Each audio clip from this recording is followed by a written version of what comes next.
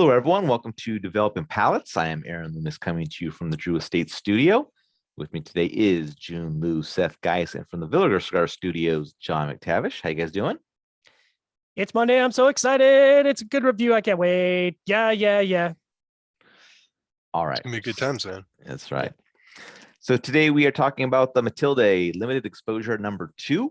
The cigar is a Toro 6x50. Comes out of the Tabacalera La Isla factory in the Dominican Republic. Wrapper is Ecuadorian Corojo. Binder is Dominican Habano 2000. Filler is Dominican Criollo 98. Corojo, HVA, and Piloto Cubano. Blended by Enrique Cejas. Price point is $10.50. And the cigar was released in April of 2022. So with all that out of the way, Jiunn, what was your overall experience like with this cigar?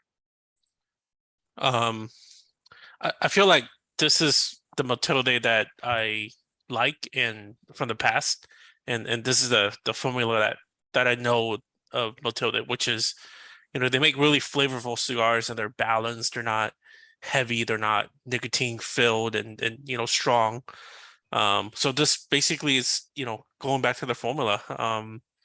It got a lot of sweet, breadiness to it, like a pastry kind of bread to it. Very nice accented cedar, some nice wood tannins coming through, get more of that spice to the retrohale, which is typical, but it just kind of, all of that plays well together, is very cohesive in that sense. So yeah, I enjoyed it. This is way better than number 1. I didn't like number 1. So all right, Seth, what were your thoughts? Yeah, listen, I mean, the flavor profile was complex. There was stuff everywhere. Cocoa, hay, nuts. I was getting some cereal qualities. It was earthiness. Great burn and draw. Medium, full strength and body throughout. As Jiunn said, it's just complete opposite from the first release. I was expecting there to be a button there, but it was all good. No, it's just a great stick. I mean, it was just, I was in shock when I was smoking. I was like, what the?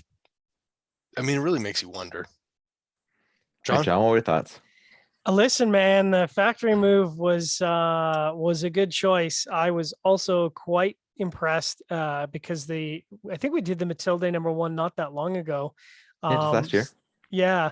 So unfortunately, it was still fresh in my mind, and I saw this on the review cycle. I'm like, oh man, okay. But right off the hop, I was like, oh, okay, what is this we're smoking? Spicy wood, creamy sweetness, mixed earth spice, bread and creaminess, cinnamon, like just, and lots of intensity and lots of complexity and lots of layers. And it continued to develop. Milk chocolate in the bottom half of the first third.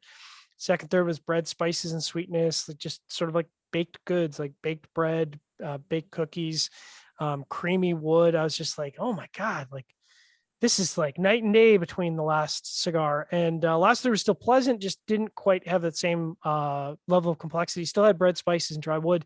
They just didn't quite harmonize in the same way. Burn was great. Very good, I should say. I had to do a touch up in the last third, which is a bit of a drag, and a slight resistance on the draw. And by slight resistance, because people don't seem to understand what I'm talking about. This slight resistance beyond the perfect zone of a perfect draw. So you got a perfect draw. It's tighter than that, but not very much. Anyways, all that to say, wow, what a great cigar! Can't wait to smoke another one. Aaron, what about you? For me, the cigar started with dense, slightly musty cedar and some baking spice. Cedar gained a toast note fairly quickly.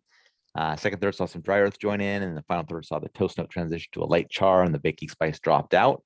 Construction was absolutely perfect on what I smoked. The cigar had an average flavor profile throughout the first 2/3. It seemed just a little bit flat, just a basic combinations of flavors and a bit dry. Final third dropped down a level as the char became present and the baking spice dropped out. This is going to sound completely weird compared to you guys, but between the 2 I smoked, I'd go to the number 1 just because it didn't drop down with that char in that final third. So I'm going to be the lone wolf here, dissenting. But yeah, I'd lean just to the first one just because of that, because the other one was average throughout and this one would drop down. But I wouldn't come back to this one from what I smoked. But with the 3 guys saying they would, I'm gonna have to go back and try another one to see what I missed, because maybe I just got an off sample or something like that. But yeah, it just didn't do it for me. Getting to the scores, start at the top with Jiunn at 6.72. Seth and John both gave it a 6.57, and I gave it 5.4. So Jiunn had that 6.72 matchup for you. Yeah, that's a nice score. I didn't think it was be that high, but no, it's deserving. Like this is exactly what I hope Matilde keeps pushing out. This is their wheelhouse. They're very good at blending this kind of cigar, and I enjoy this type very much. All right, Seth, 6.57.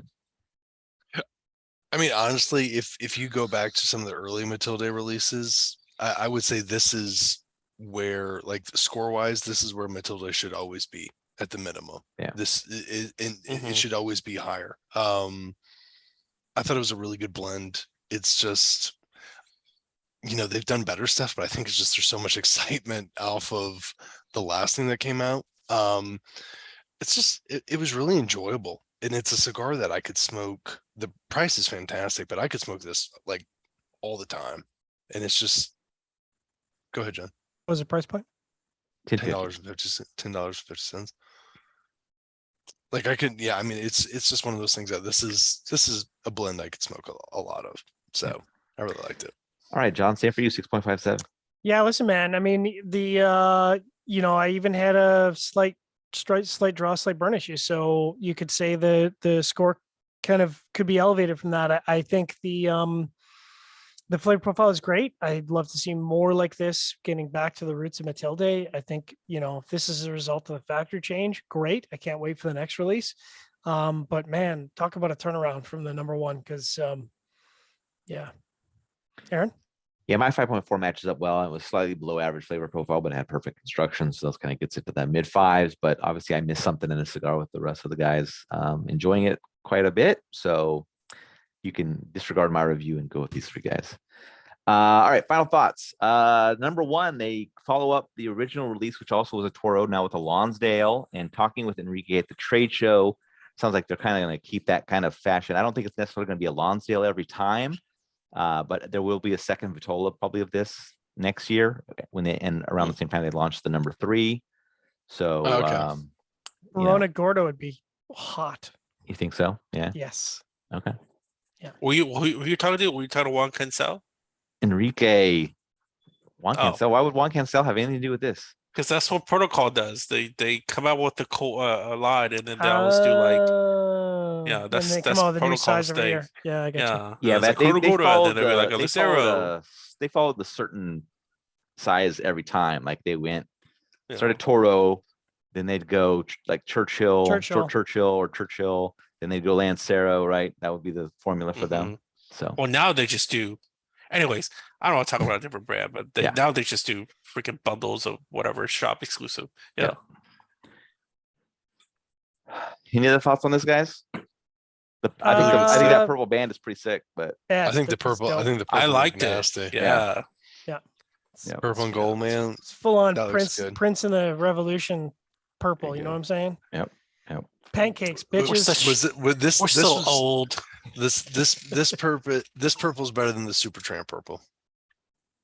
I think Superfly. Superfly. Yeah, this is more like classier paper stock kind of look. It's royal. It's the royal purple. It's like the King's purple. Cape royal purple. Like It's the royal purple, and that was the pimp purple.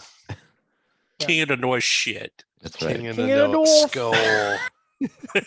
All right. Wherever you're catching this video, be sure to like and subscribe.